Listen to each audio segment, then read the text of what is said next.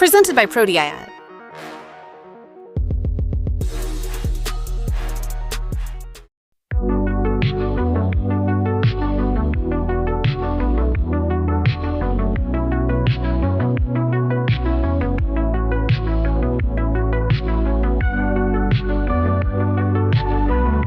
Bismillahirrahmanirrahim. Assalamualaikum warahmatullahi wabarakatuh. Halo Sobat Tafsir, kembali lagi di podcast Prodi Ilmu Al-Quran dan Tafsir Universitas Islam Darussalam Ciamis. Sebelumnya perkenalkan, nama saya Regina Natasha Nurul Ansyah. Saya dari semester 3 Prodi Ilmu Al-Quran dan Tafsir Universitas Islam Darussalam Ciamis. Sobat Tafsir, akhir-akhir ini bener gak sih kita tuh kayak disibukkan banget sama yang namanya tugas-tugas kuliah gitu. Ada makalah ilmiah, ada artikel, ada video-video gitu. Sampai kita lupa untuk mempertanyakan apa sih sebetulnya yang ditawarkan oleh Prodi Ilmu Al-Quran dan Tafsir Universitas Islam Darussalam ini gitu. Padahal itu merupakan sesuatu yang sangat penting gitu. Kenapa? Karena ketika kita sudah mengetahui semua itu, maka setidaknya kita akan bisa menentukan apa langkah kita selanjutnya yang akan kita lakukan setelah kita selesai melaksanakan pembelajaran di Prodi Ilmu Al-Quran dan Tafsir ini. Nah, oleh karena itu, karena saya rasa pembahasan ini cukup penting, maka pada podcast kali ini, izinkan kami dari Prodi Ilmu Al-Quran dan Tafsir Universitas Islam Darussalam Ciamis untuk membahas segala sesuatu yang berkaitan dengan hal itu. Nah, kebetulan di sini kami menghadirkan narasumber yang cukup ahli di bidangnya karena beliau juga merupakan Kaprodi di Prodi Ilmu Al-Quran dan Tafsir Universitas Islam Darussalam Ciamis. Mungkin sebelumnya saya izin memperkenalkan riwayat hidup Bapak dulu ya Pak. Beliau bernama Bapak Imam Sahal Ramdhani, STHI MAG. Beliau lahir di Ciamis 18 Maret 1991, menempuh pendidikan S1, S2, S3 di UIN Sunan Kalijaga, dan saat ini beliau menjabat sebagai Kaprodi Ilmu Al-Quran dan Tafsir Universitas Islam Darussalam Ciamis. Nah gini Pak, jadi berasal dari sebuah masalah bahwa mahasiswa tuh belum tahu gitu, belum tahu apa sebetulnya yang ditawarkan oleh Prodi IAT. Kemudian kita juga mungkin termasuk saya pribadi belum tahu gitu apa yang harus kami lakukan setelah kami keluar dari Prodi IAT gitu. Nah mungkin di sini saya ingin berbincang-bincang dengan Bapak terkait semua hal itu gitu. Yang pertama mungkin gini Pak, bagaimana sih perkembangan Prodi IAT pada saat ini gitu? Tentunya kan pasti berasal dari mulai berdirinya gitu. Nah sampai saat ini perkembangannya seperti apa gitu Pak? Oke, terima kasih Teh Regina atas pertanyaannya. Jadi teman-teman, program studi ilmu Al-Quran Tafsir itu pertama kali didirikan tahun 2016 Teh Regina ya. Waktu itu diinisiasi oleh kampus. Pertama kali masih statusnya masih Institut Agama Islam Darussalam ya, belum menjadi universitas. Kaprodi pertamanya waktu itu Pak Otong Suhendar ya, Pak Otong Suhendar.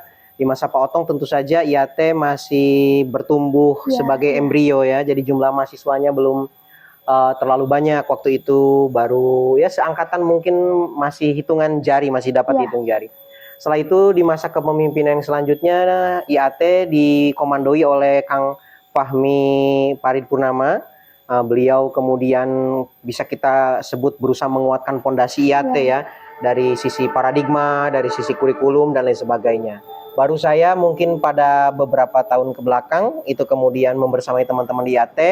Jadi kira-kira ini sudah generasi ketiga ya di IAT ya. Dan perkembangannya sejauh ini ya kita masih bisa bilang bahwa IAT itu mungkin masih tergolong muda dari sisi umurnya, tapi banyak progresivitas yang menarik ya. Tadi Teh Regina bercerita bagaimana akhir-akhir ini teman-teman mungkin merasakan terkait dengan banyaknya tugas ya, banyak inovasi, banyak program yang digelar. Memang ini menjadi salah satu concern kami di Prodi untuk untuk terus menumbuhkan baik itu kemampuan akademik maupun kemampuan non akademik teman-teman mahasiswa. Jadi visi kita sebetulnya IAT ini untuk 1 sampai 5 tahun ke depan kita itu ingin membentuk seorang mahasiswa IAT yang Kalau orang Sunda bilang itu masagi ya. Masagi artinya keilmuannya itu komprehensif ya. Memang paradigma keilmuan modern kita saat ini, ilmu itu sangat spesifik ya. Mungkin bisa baca buku-bukunya Prof. Amin Abdullah, baca bukunya Ian Barbour dan lain sebagainya. Paradigma pendidikan kita itu lebih spesifik saat ini. Artinya kalau para ulama dulu, seorang ulama itu dia ahli sains, dia ahli matematika, ahli fisika, sekaligus dia ahli ahli tafsir, ahli fikih, ahli usul fikih, ahli hadis dan seterusnya. Satu orang yang bisa ahli dalam segala bidang. Tapi tren pendidikan kita kan memang mengalami spesialisasi kan, kira-kira begitu. Nah, maka IAT pun sebetulnya bekerja dalam dua medan ini. Di satu sisi kita ingin menguatkan spesialisasi dan spesifikasi keilmuan seorang mahasiswa IAT yang ahli dalam bidang tafsir, maka apa istilahnya, output lulusan kita ya, nanti lulusan kita itu memang kita harapkan menjadi seorang mufassir pemula, menjadi seorang peneliti tafsir, peneliti muda lah, peneliti ya, kemudian menjadi seorang praktisi, menjadi seorang pengajar juga, kira-kira begitu. Jadi keilmuan tafsirnya juga kuat, tapi selain itu kita juga bekali dengan perspektif keilmuan-keilmuan yang relevan untuk mendekati tafsir itu teh. Jadi kalau teteh kemarin dapat tugas misalnya penelitian lapangan ya, ada etnografi, ada sosiologi, bahkan saat ini teman-teman lagi asyik, beberapa kelompok itu terlihat asyik membuat film ya, syuting. Kayak misalnya kayak ini kan anak tafsir ya, kok malah syuting, malah bermain peran, malah melakukan editing film, atau juga misalnya beberapa sekarang sedang melukis dan sebagainya. Kayak mana Qurannya gitu ya, seolah-olah begitu. Nah, disinilah kita harapkan bahwa berbagai macam keilmuan lain yang kita hadirkan kepada teman-teman itu untuk memperkaya perspektif, sehingga nanti anak IAT itu kuat mengakar keilmuan Al-Qur'annya, mengakar keilmuan tafsirnya, tapi juga lengkap dengan akar-akar perspektif keilmuan yang lain, termasuk tadi ada sinematografi, ada beberapa yang sekarang sedang meneliti di dunia internet, makanya menggunakan pendekatan etnografi ya, etnografi digital dan seterusnya. Ini juga saya kira menjadi hal yang penting untuk terus tadi mewujudkan visi itu. Ringkasnya, ya itu tadi, kami ingin teman-teman ini menjadi bibit, karena kalau di IAT kan masih kita sebut masih bibit lah ya, masih bertumbuh ya, bibit yang terus bertumbuh dan bertambah untuk nantinya bisa menjadi seorang ahli tafsir, seorang tokoh keilmuan dalam bidang tafsir, dalam bidang Al-Quran, sekaligus juga dia juga kaya dan penuh dengan ragam keilmuan-keilmuan yang lain. Kira-kira begitu teh. Oke, terus gini Pak, kan kalau misalnya kita berbicara tentang sebuah kampus perguruan tinggi gitu, tentunya kan di dalam itu akan ada yang namanya budaya mutu dan budaya akademik. Nah, mungkin ini berangkat dari kepenasaran saya pribadi gitu. Apa sih sebetulnya bagaimana budaya mutu dan budaya akademik yang ada di Prodi Ilmu Al-Quran dan Tafsir Universitas Islam Darussalam ini? Oke, persis, betul kata Teh Regina. Saya kira ini menjadi salah satu problem yang saat ini menggejala di berbagai tempat pendidikan ya. Artinya entah di universitas-universitas, di kampus-kampus yang lain pun saya kira ini menjadi gejala, di mana budaya akademik itu tergeser dengan budaya budaya pop ya, budaya pop, budaya populis, budaya instan, anak-anak yang saat ini lebih gandrung dengan game online, dengan media sosial, sedangkan budaya akademiknya itu kemudian anjlok ya. Nah ini dia ya, memang itu menjadi concern kami. Maka di IAT kita terus menumbuhkan budaya akademik atau budaya mutu yang berbasis pada keilmuan. Misalnya kegiatan-kegiatan yang terus digaungkan oleh teman-teman di HMPS. HMPS itu kan himpunan mahasiswa program studi ya. Teman-teman rajin terus tiap minggu bikin kegiatan diskusi, kajian gitu ya. Beberapa kali mungkin bedah buku, bedah puisi, kira-kira. Nah ini budaya akademik yang memang harus terus tumbuh gitu ya. Kenapa begitu? Karena lingkungan itu sangat berpengaruh terhadap mahasiswa ya. Misalnya kalau di prodi atau di antara teman-teman sekelas itu tidak ada budaya akademik yang terus ditumbuhkan seperti itu, maka keilmuan pun tidak akan tumbuh dengan masif, kira-kira begitu ya. Jadi itu satu ya, terkait dengan bagaimana budaya akademik itu dibangun di atas kebiasaan-kebiasaan ilmiah. Yang selanjutnya kita juga harus menyadari saat ini bahwa mahasiswa dihantam dengan perkembangan teknologi yang begitu luar biasa. Dengan adanya AI, dengan adanya sumber-sumber yang basisnya online, orang dengan mudah melakukan plagiarisme, orang dengan mudah melakukan copy paste ya. Bahkan sekarang orang sudah tidak mesti lagi copy paste dan nyontek dari PDF atau dari ini, karena dengan adanya AI ya itu kemudian orang bisa langsung mendapatkan satu karya utuh. Ya, pada sisi inilah kemudian makanya IAT berusaha menumbuhkan budaya akademik lewat apa? Lewat tradisi kembali kepada teks. Kalau orang dulu mungkin sering nyebut rujuk ilal Quran wal hadis, tapi dimanai budaya tekstualisme ya. Yang kita sebut sebagai kembali kepada teks itu bukan berarti kita mengejar tekstualisme, enggak, tapi kita berusaha dekat kembali dengan sumber-sumber keilmuan, entah itu buku, entah itu kitab, sesuatu yang justru misalnya bahkan bersifat manual gitu ya, bersifat manual, tidak bersifat digital. Digital memang penting untuk membantu kita mengeskalasi, mempercepat keilmuan kita dengan sumber yang misal Teh Regina kuliahnya di Darussalam, tapi bisa di hari yang sama, di jam yang sama mengakses buku-buku di Harvard, di Oxford. Itu penting juga, tapi kadang dunia digital itu justru mendistraksi kita dari bacaan yang bermutu. Misalnya baca PDF, baru lagi baca 2 menit udah ada notifikasi WA ya, Teh Regina ya. Nah, ini bisa mendegradasi. Maka kita di IAT ke arah sana. Teman-teman dan Teh Regina mungkin sudah merasakan sekarang koleksi perpustakaan IAT ya sudah semakin banyak, buku-bukunya update terus, buku-bukunya baru terus. Dengan segala keterbatasan tentu saja karena kita tidak punya resource yang besar.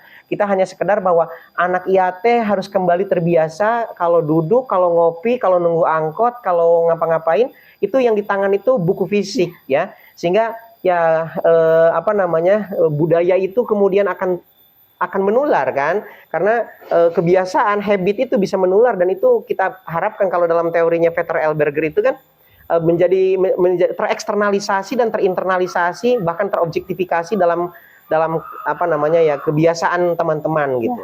Kira-kira begitu terkait budaya akademik dan budaya mutu. Oke, gini Pak, tadi kalau saya simpulkan ya dari visi Prodi IAT itu, terutama Bapak sebagai Kaprodi ingin menumbuhkan bibit-bibit yang betul-betul berkompeten gitu dalam setiap bidang gitu. Nah, tapi kalau misalnya kita lihat di zaman sekarang, Gen Z gitu kan pengennya yang mudah-mudah, pengen yang praktis-praktis gitu. Nggak mau lah, termasuk mungkin saya pribadi nggak mau gitu menempuh jalan yang terlalu rumit gitu. Nah, untuk mencapai semua itu tentunya kan itu menjadi sebuah kesulitan tersendiri mungkin ya Pak gitu. Apa program yang dicanangkan oleh Prodi, tapi program itu nggak membuat mahasiswa teh merasa merasa tertekan atau merasa ini tuh terlalu menekan kita, terlalu berlebihan kepada kita. Nah, apa program yang dicanangkan tapi kita tetap merasakan keseruannya gitu. Oke, pertanyaan sangat baik saya kira dari Teh Regina barusan, dan mungkin ini juga menjadi pertanyaan dari teman-teman. Bagaimana kita bisa melalui jalan akademik yang terjal tanpa kita merasa tersiksa, ada sisi asiknya ya. Gini aja langsung, saya tidak bermuluk-muluk. Saya langsung kasih satu contoh programnya misalnya ya. Pertama kita punya program PPL, praktik pengalaman lapangan. Itu kan program yang biasanya itu bikin bosenin lah, garing apa istilah kalau anak sekarang bilang itu program yang ngebosenin, yang bikin boring lah, hanya untuk menuntaskan kewajiban aja, kira-kira begitu ya. Itu kan biasanya begitu. Nah, kita di IAT kita mengemas program PPL itu tidak dalam suasana yang seperti itu. PPL yang hanya sekedar untuk menuntaskan kewajiban, biar nanti bisa wisuda, biar nanti bisa munakosah. Tidak hanya untuk itu. Kejarannya bukan hanya seremonial seperti itu. Yang kita kejar tadi, kita ingin membentuk teman-teman lewat PPL ini punya skill menulis, punya skill membaca, menulis, dan akhirnya bisa menulis sebuah riset yang riset itu tuh bagus gitu ya. Risetnya itu kemudian berdampak, kira-kira begitu kan. Nah, maka kita kemudian membuat sebuah rekayasa sosial. Kita bikin satu buah pelatihan yang terukur dari waktu, tempat ya, dikondisikan dalam satu tempat, dalam suatu waktu yang itu teman-teman itu tidak terdistraksi dengan hal-hal lain. Maka kita buat PPL itu di Yogyakarta. 7 sampai 12 hari kita laksanakan di sana. Pelatihannya 7 hari, Tapi kan betul kata Teh Regina tadi, kalau kita dipaksa memeras otak, baca, menulis gitu kan bisa stres ya Teh Iya, ya. Pak, betul. Nah, kalau katakanlah hanya pelatihan saja, teman-teman bisa stres. Maka kita selipkan tuh di akhir penelitian atau di sela-sela penelitian, kita kasih teman-teman kesempatan untuk menelisik, mengunjungi dan mengeksplor Yogyakarta. Orang kan biasanya bikin acara study tour ya, Ya. study tour 3 hari, biayanya katakanlah bisa 1 juta sampai 1,5 juta. Ya. Itu 3 hari. Kita bikin program PPL selama 12 hari, itu teman-teman bisa keliling Jogja sepuasnya kan. Jadi biar tetap otaknya nggak stres, tetap adem, ya ngetik, bikin baca sumber-sumber, data-data, jurnal-jurnal berbahasa Inggris, ya, ataupun kitab-kitab itu di kafe-kafe di sekitar Malioboro, atau mungkin di Wonosari atau di Gunung Kidul atau di Kaliurang gitu, sehingga teman-teman tuh jadi lebih asik gitu ya, jadi tidak benar-benar sampai ngeheng ya. Teh Regina, itu satu program terkait dengan PPL itu yang bisa menjadi contoh bagaimana program yang tadi begitu rumit kita bentuk, kita kemas, masih terasa keasikannya. Yang kedua, misalnya selain PPL, kita juga bikin program pelatihan-pelatihan ya. Kita bikin program kajian-kajian. Yang kajian itu bisa sangat berat ya. Kajian itu misalnya tentang filsafat, tentang misalnya apalagi tafsir yang bernuansa filsafat kayak Mullah Sadra, itu kan berat begitu ya.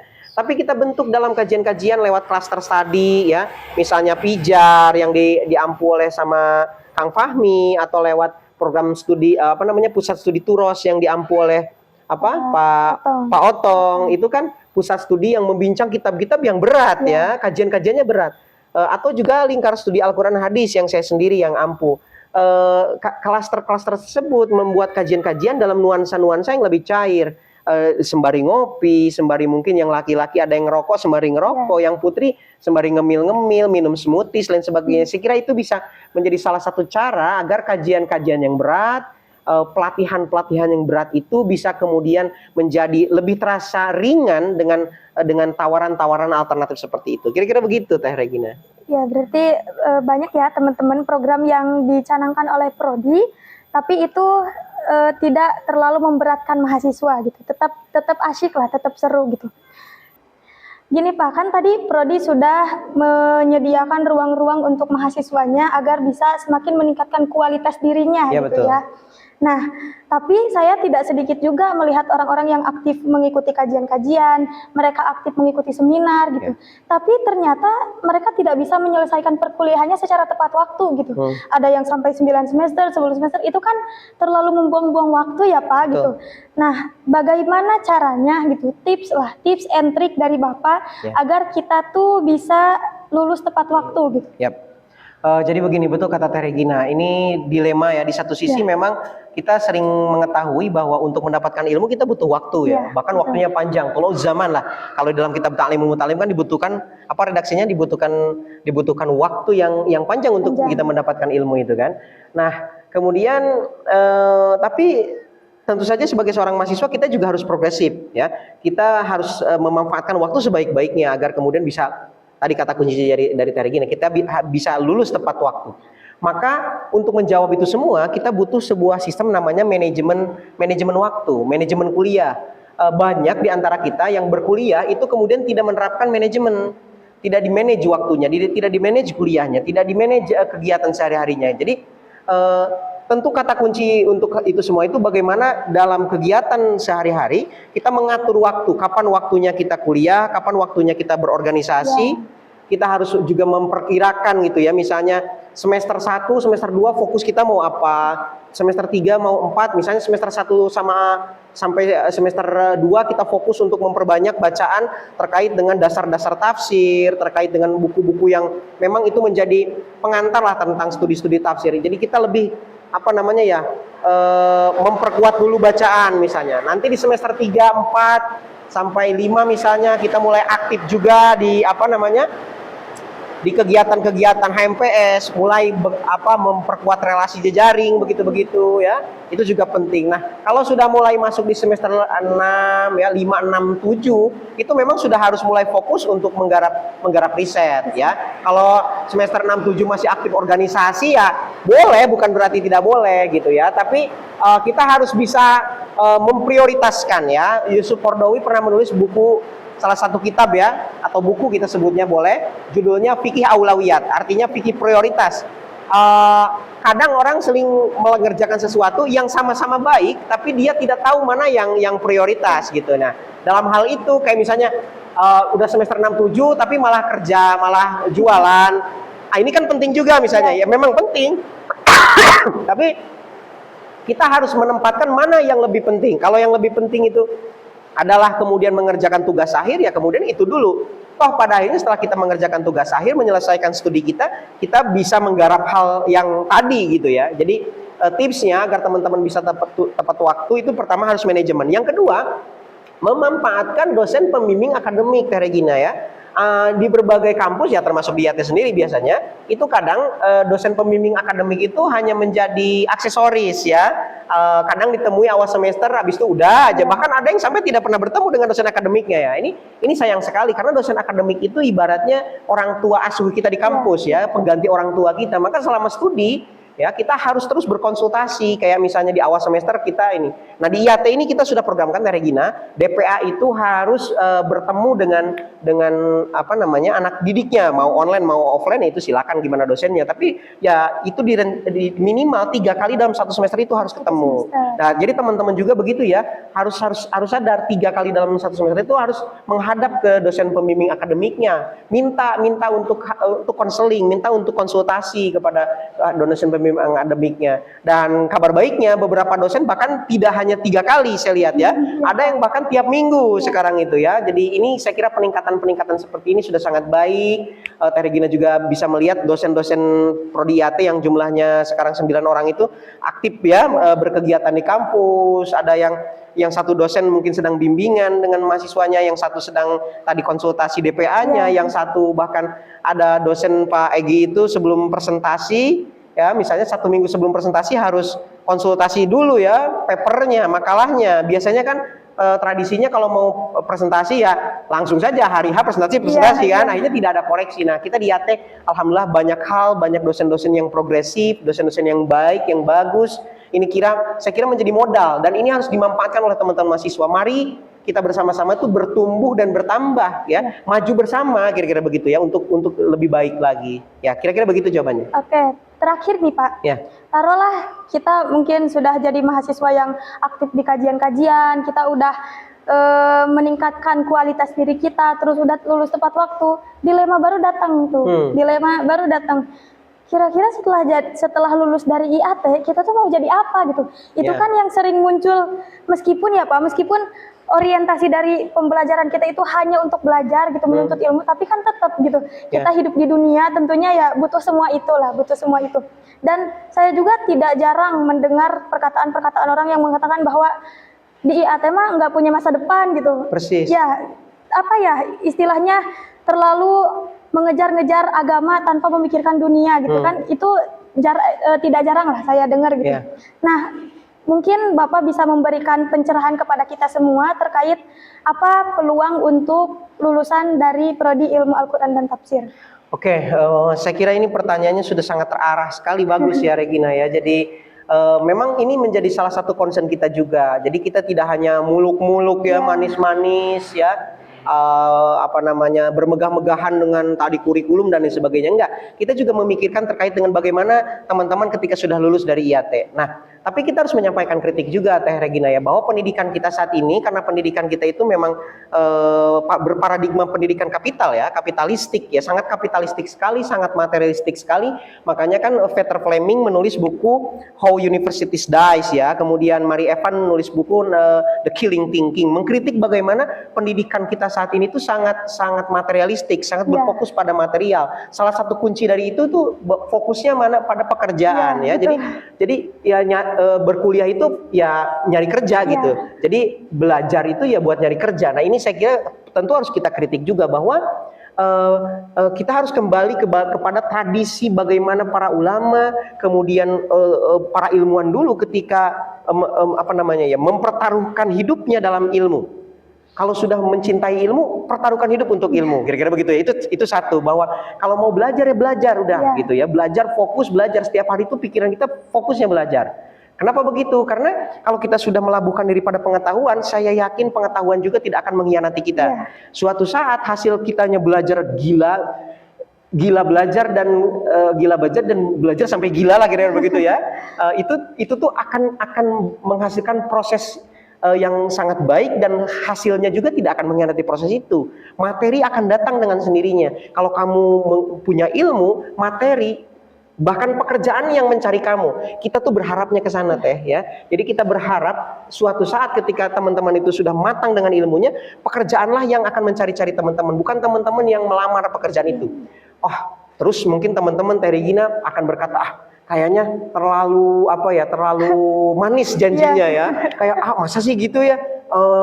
Bukannya di lapangan nggak seperti itu realitanya. Saya kira kita bisa ngasih contoh ya, misalnya lulusan-lulusan IAT sekarang yang dulu belajar ilmu gila-gilaan gitu, kemudian setelah lulus pada akhirnya dicari-cari oleh pekerjaan itu. Contoh, kita punya alumni Jidan Ali Siddiq, itu IAT yang kerjaannya diskusi, belajar filsafat, belajar tafsir, di kosannya, di kontrakannya, di sekelnya itu ngaji, belajar mulu gitu ya.